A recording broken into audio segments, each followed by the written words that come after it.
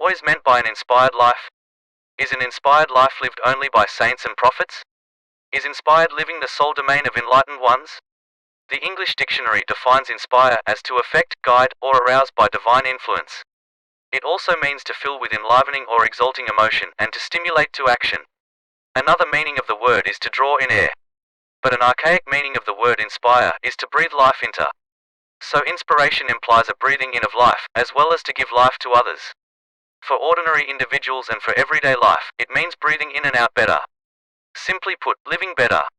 To live an inspired life is to walk with an enhanced awareness of everyone and everything around you, to see divinity and delight in everyday people and events, and to infuse your environment with the same magical energy. 9 Again, that sounds mystical and out of reach, doesn't it? But an inspired life can be inculcated through little steps every day, by reading, listening, talking, touching and breathing in only the best and beautiful of experiences. We are conscious beings, constantly being fed by our 5 senses. Immerse your senses in the inspiring creations of man and nature and you will feel the difference. In these chapters let us explore ways and means of getting that extra special glow of inspiration. How do great people get inspired? What is the raw material for an inspired mind? What blocks the highways of inspiration? How do we recharge our inspiration? How can we inspire others? Let us embark on a journey to breathe life into ourselves and others. 10. Chapter 2, Qualities for Inspired Living. If you have built castles in the air, your work need not be lost, that is where they should be. Now put foundations under them. Henry David Thoreau, American author and philosopher. Many qualities are spoken of by the few people who live a truly inspired life. But what do these much bandied qualities actually mean in everyday life? Take a quick look at 5 prized qualities that are the hallmarks of inspired living and how they can be expressed in your actions. Honesty and conviction. Be yourself and believe in yourself. Ask for what you want and express yourself clearly. See everything clearly for what it is. Seek and follow only the truth. Love and compassion. Care for the less fortunate and love your fellow human beings as much as you love yourself. Love your work passionately too, or find your true vocation where love of work comes naturally. Courage. Follow your deepest and highest dreams. Dare to jump out of the box of conventional thought. Clobber your bad habits. Defeat your deepest fears. Never say never to even the most impossible ideal. Persevere even in your darkest hours. Efficiency. Optimize your work, but remember to also smell the flowers. Stop complaining and start working. Exploit every hour of the day. As the Romans say, carpe diem. Seize the day. Get rid of the weeds in your mind. Dream of the future, but live in the present. 13 Inspiration and reflection. Mentor someone weaker than you. Utter an uplifting quote and smile all day. Appreciate the good around you. Meditate and explore the farthest corners of your heart and mind. The opposites of these qualities are always lurking around to overpower the weak-willed mind. But stick to it and make these sterling qualities your own. And you will have surely started laying the foundations under those dream castles that you have built. Summary. The mind needs to feed on a few things. Unless there is good nourishment, there's no development. Gardener of the mind. I have never had so many good ideas day after day as when I worked in the garden. John Erskine, American author. How do you prepare a garden for growing flowers and fruit trees? Do you just plant the seeds and water them straight away?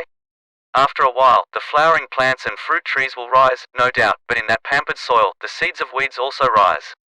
Weeds are ruthless creatures and can eventually strangle the most beautiful and inspiring flowers. So it is with the garden of your mind. If you set out to plant inspired ideas in your life, you first have to get rid of bad habits, the weeds of your mind. Not just remove them at the start, but continuously watch out for them. Even the most brilliant of inspired thoughts will die in a forest of vices. Even one bad apple can ruin the basket. How do you keep weeds out of the mind garden? Focus hard on your dream. In an archery contest, Arjuna, one of the mythological Pandavas in the Hindu epic Mahabharata, is asked what he sees when he aims at the fish hanging from the ceiling. He answers, I see only the eye of the fish. Thus you can cast aside vices that tempt you. Read great books, watch classic movies and listen to good music for inspiration. Vices creep in through the windows of your senses. So immerse all your senses only in brilliance and beauty. Your face will shine like an enlightened one all day and your mind will have an invincible power. And only then will your inspired seeds bloom into achievements. By the way, when was the last time you worked in a garden? Go out there today and put your fingers into the earth. Smell the soil and the roots of plants. Thou doth forget the earth and the life that it nourisheth, and yet thou seeketh the seeds of inspiration. 18 Chapter 4 How to inspire. If your actions inspire others to dream more, learn more, do more and become more, you are a leader. John Quincy Adams. A place that could do with loads of inspired behavior is your workplace. How do you inspire yourself and your colleagues into working better? Or in the words of a thesaurus, how do you animate, stimulate, invigorate, energize, galvanize and revolutionize them into action? One truth stands out from among the thousands of corporate self-help lines tossed around nowadays: there is no leadership except leadership by example. You must inspire your workforce by being a role model of dynamic, efficient and honest work. Modern gurus say, don't work hard, work smart. But to achieve that level of efficiency, one has to work hard indeed. Your perseverance and courage will empower your team to step out of their comfort zones and do better. When you exceed your own expectations, your staff will seek to do the same. In these harsh recession days, employees are watching how much you make and how much the top guns reward you. If you flash past your workers in a Ferrari, that is not going to inspire them. But if you take part of your bonus and spend it on a workshop or creativity seminar for your staff, they will be moved and roused by your selfless action. Steer clear of backroom politics. Your workers will respect you more if you skip the spin speak and nasty gossip. You can hold your staff to high standards, but don't expect them to get there overnight. Don't give them that lecture of praise only on retirement day. Praise 21 progress. It will give a lilt to their step and they will love you for it. Talk less and listen more. Empathize with everyone at a genuine level. Your people have creative minds. Let their inspiration benefit you too. Invite new ideas, small ones and big ones, and award the best ideas, however tiny they may be.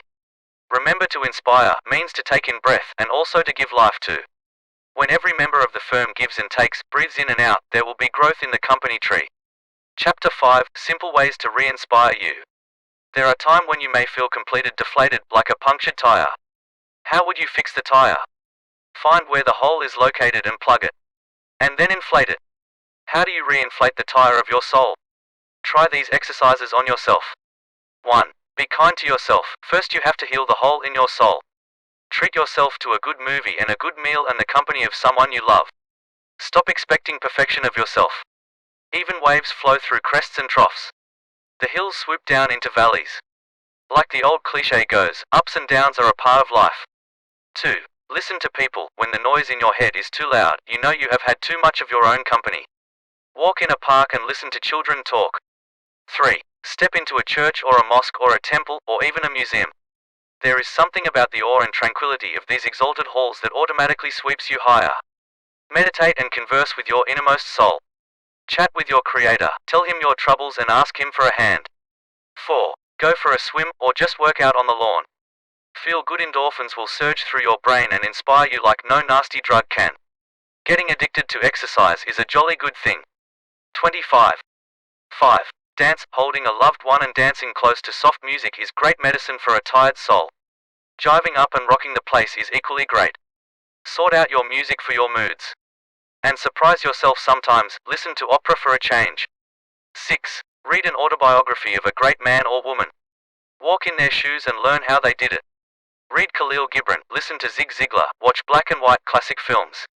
Just keep filling your spiritual well. And voila! You are charged up and ready to go. Don't forget to take your dear ones and your colleagues along on some of the recharge sessions. They will appreciate it and always be there for you. After all, cars and buses and bikes need more than one tire to run. Chapter 6: Your Hidden Cheerleader. Summary: your inspiration comes from within yourself. 28. The hidden cheerleader. During these periods of relaxation after concentrated intellectual activity, the intuitive mind seems to take over and can produce the sudden clarifying insights which give so much joy and delight. Fritjof Capra, physicist. There is someone very close to you, who has been either inspiring you or depressing you throughout your days. It's your subconscious. Your intuitive mind.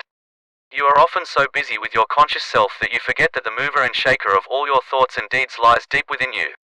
Your subconscious mind has been receiving inputs from your conscious mind since the day you were born. Good and bad experiences, all the books you read, the songs you heard, the praise and damnation you have received, they all sink slowly through the film of your consciousness into your inner core.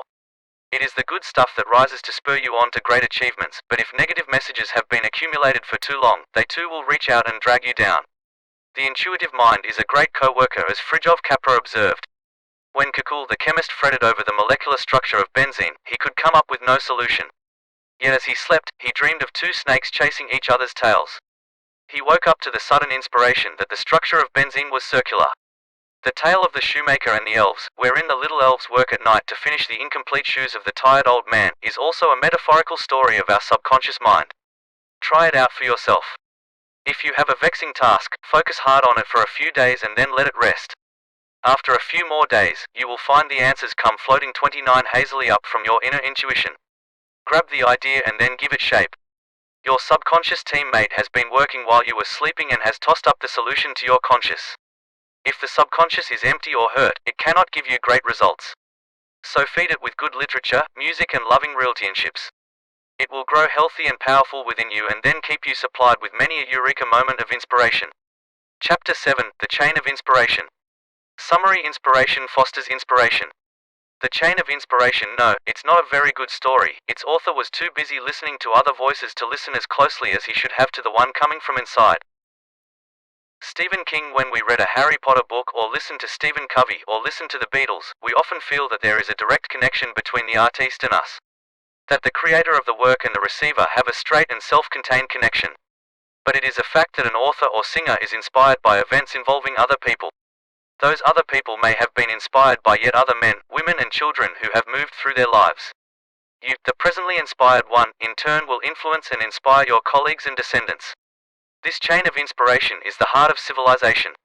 All scientific and social advances are catalyzed and carried forward by inspired links. That is why it is essential to expose young children to great ideals at a time in their lives when they are the fertile seeding ground of germinating thought. A childhood wasted is an adulthood laid to waste. Even if you are feeling middle-aged and jaded, you can pick up a book and read. You can attend motivational sessions. Agreed, sometimes those celebrity lectures are a rip-off, but you must choose wisely. Above all, you must think for yourself, for as the Buddha said, as you think, so you shall be. After listening to everyone else, listen to your own voice, the one coming from inside. 33. You owe it to civilization and to life itself to be an inspired model for others around you. Without great role models, a community shrivels up and becomes decadent. If you are neither connecting to great men and women of the past nor inspiring the young ones for the future, you are not playing your role in this universe. Thanks to the internet, vast inspirational resources are available at a mouse click. But as in the movie Matrix, Morpheus tells Neo, I can only show you the door. You are the one that has to walk through it. He is just repeating what ancient gurus have been saying for ages. So go forth, walk through the door of knowledge and be inspired and act. Only then will you have taken your rightful place in the chain of inspiration. Chapter 8, Filling the Creative Well. Summary: your creative inputs are a big step forward in inspiring you. Filling the creative well: seek the lofty by reading, hearing and seeing great work at some moment every day.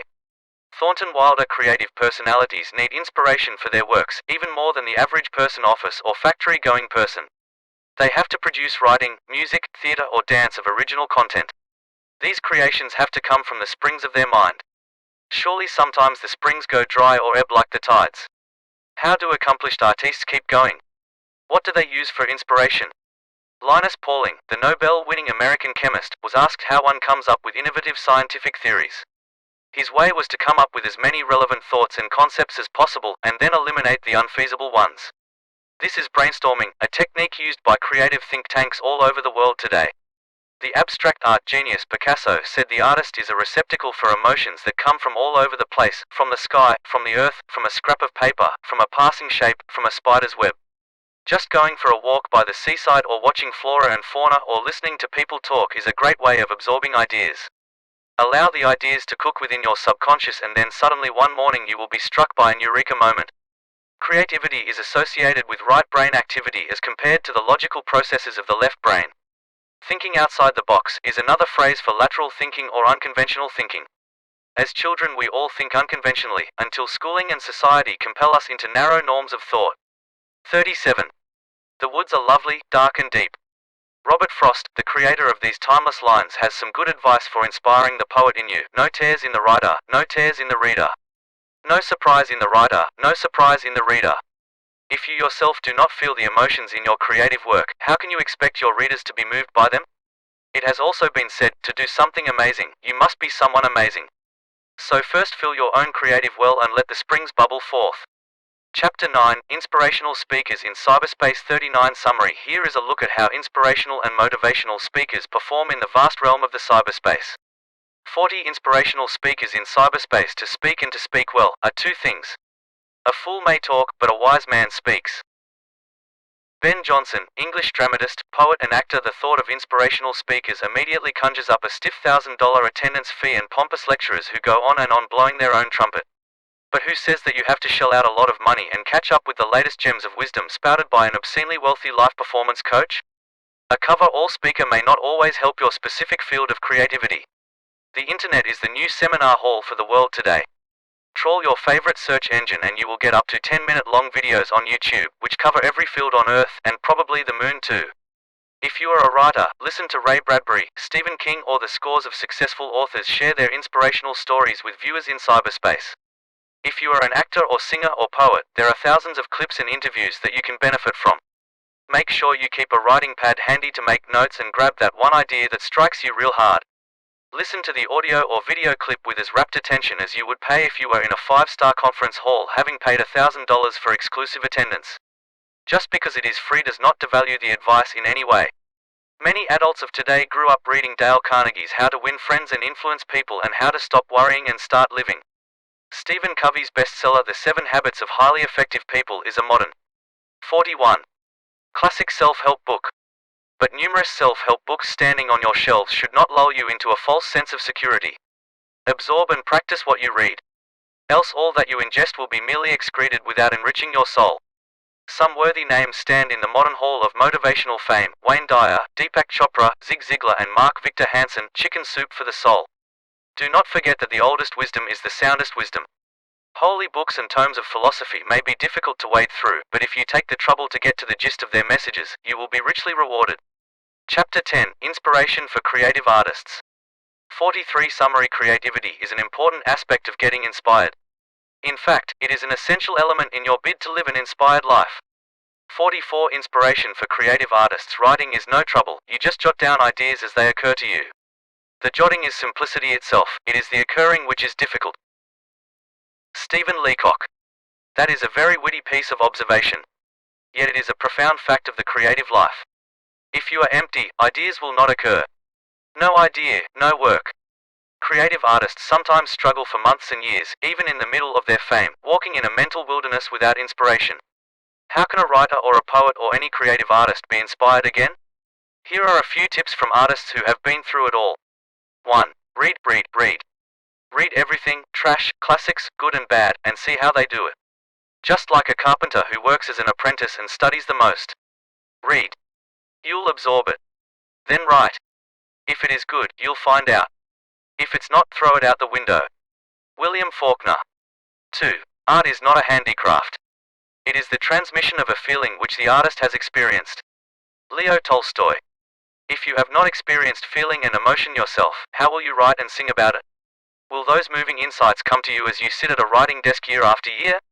3. Dreams are illustrations from the book your soul is writing about you. Marsha Norman.